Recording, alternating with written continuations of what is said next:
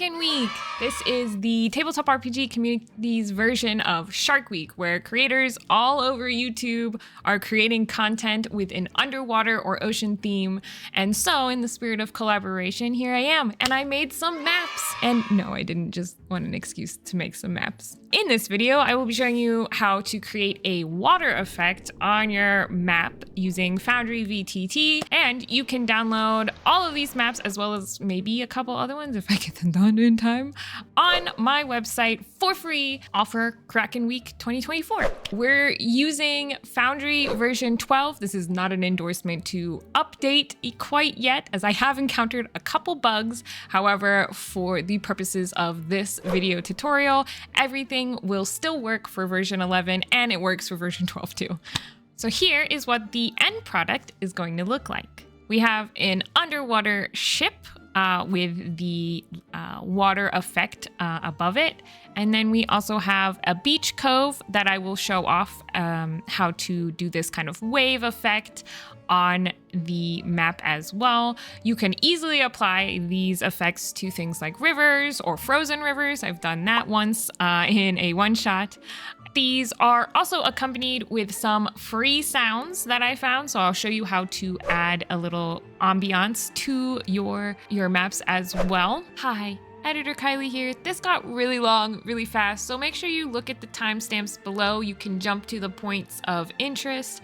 In particular, you do need to know what to do with the walls. Jump to the shore one, the coast, cove, I don't know, what did I call it? If you want the quickest version of this. As always, there are tips spread throughout all of my videos, so it might still behoove you to watch the whole thing, and it does help the algorithm to watch the whole thing, but if you're just here for one thing, timestamps. Let's dive in.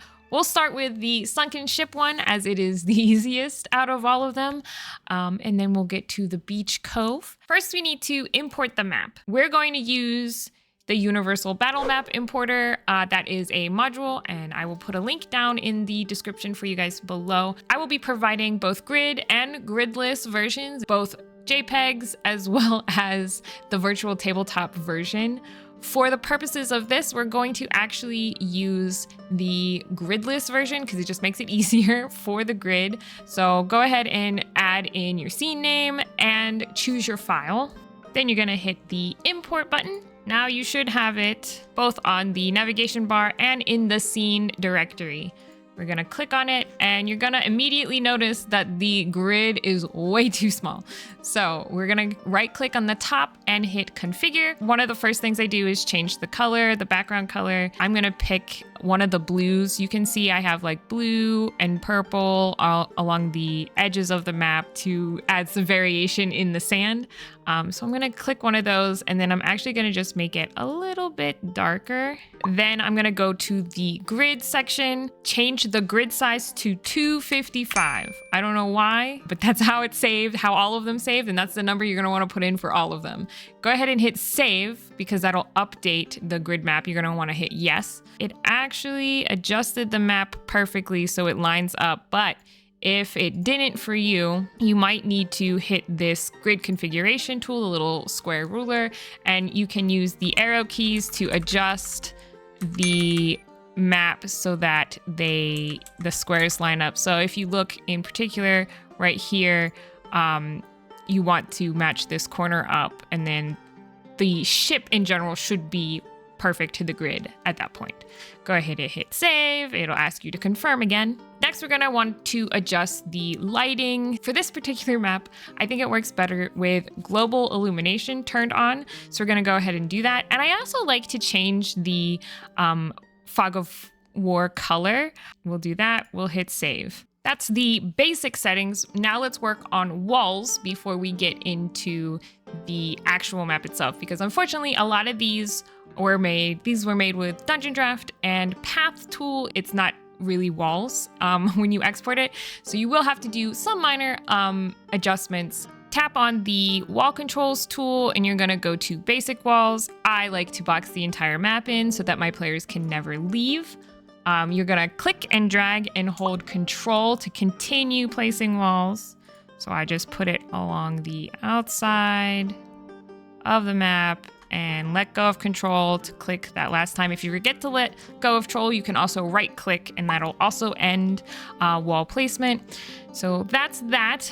Next, let's do the terrain walls. So we're going to use this second one that looks like a little mountain. This is so that your players can kind of see the top part, but not over or through terrain pieces like rocks.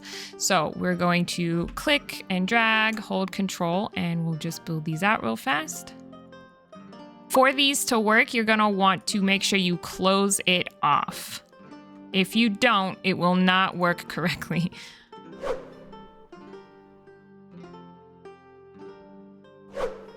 You can get really specific with the walls and make it really line up with the rock face. I'm not doing that because this is supposed to be a quick tutorial. And also I just learned about this literally a week before Kraken week. If you would like, you can also outline the ship itself. I designed this map with the intention of the ship being seen. And I do think if you box it off, it will kind of detract from the overall light aspect that we're trying to show off to your players, right? Before you drown them. So we're gonna go to lighting controls and we're gonna hit this little light bulb. You're gonna want to click and drag until this circle is way outside the map. That just makes sure that everything is covered.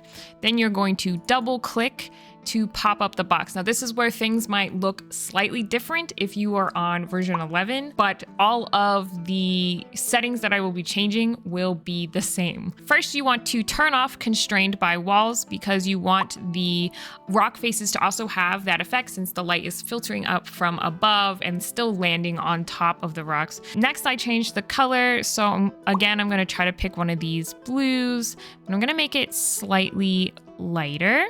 Don't freak out, it's gonna look bad for a bit. Next, you wanna drop the color intensity. I dropped it to 0.3. Then you're gonna go to light animation and you're gonna pick energy field.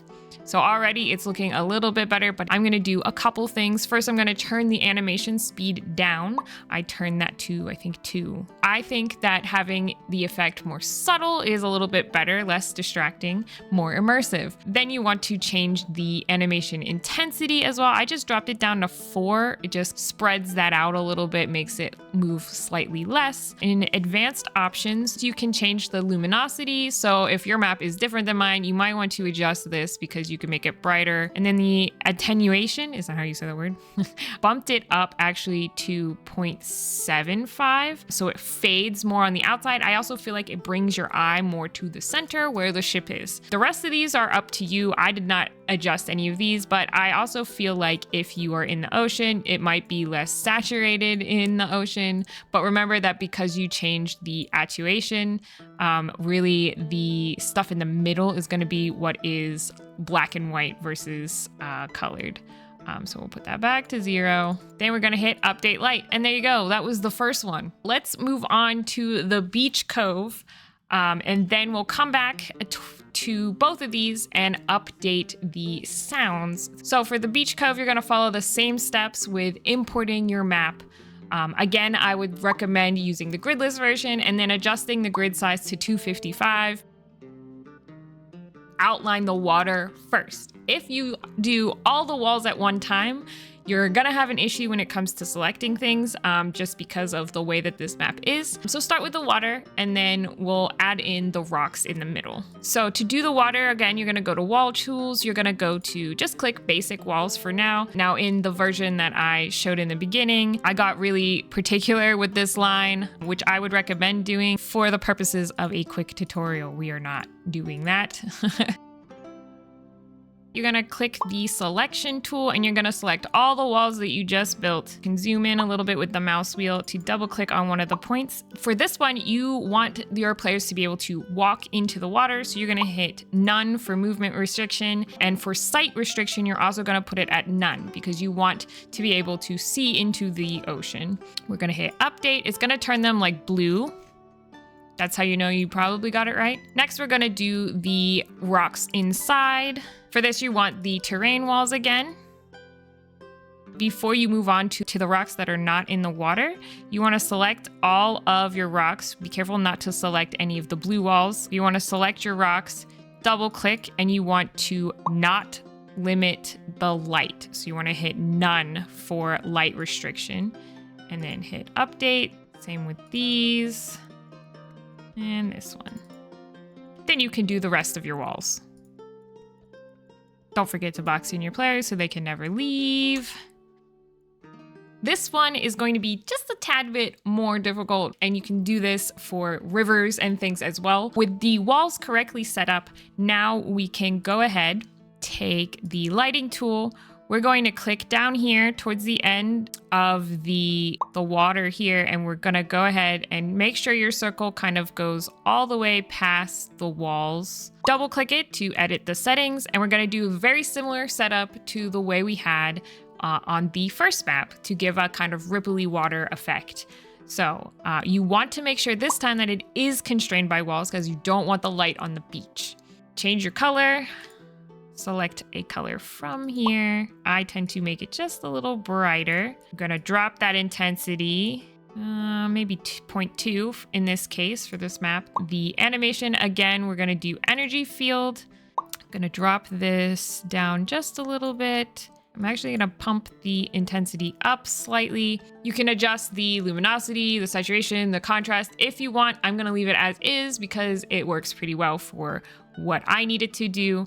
Then we're going to add another light source. Want to put it down here, kind of in the center. Again, making sure your circle is all the way past the beach line. Double click it, and we're going to change the color again. I'm gonna actually pick one of these slightly darker colors, drop the intensity slightly. We want it constrained by walls, but the other things we want is we want it to be 180 degrees in the emission angle and the rotation angle to also be 180 degrees so that it points north towards the beach. And then we're gonna go to light animation. We're gonna drop that to pulsing wave. Now it's gonna look a little bit too intense if you ask me. So you wanna drop that speed down to slower crashing waves. And you wanna drop the animation intensity slightly so that the waves are further apart. I think it was like 2 or so. So it just gives a little bit more movement. I might bump the speed up slightly. There we go. Now under luminosity, you might want to bump it up just a bit so you can see it a little bit more. You can play with all of these settings to make it even more particular, but that'll give you a general sense of waves crashing on the beach. Now let's go ahead and add some sound. In the map pack, I'm going to include a zip folder with a couple of beach related sounds that I found that are royalty free. You're gonna go to the music tab. I already have them on here, but you're gonna click to create a playlist. We're gonna create that new playlist. You're gonna go ahead and change it to environment. It's not music per se. And then we're gonna hit update playlist. Now you have a playlist. You're gonna hit the little create sound button, the plus sign. You're gonna name your file.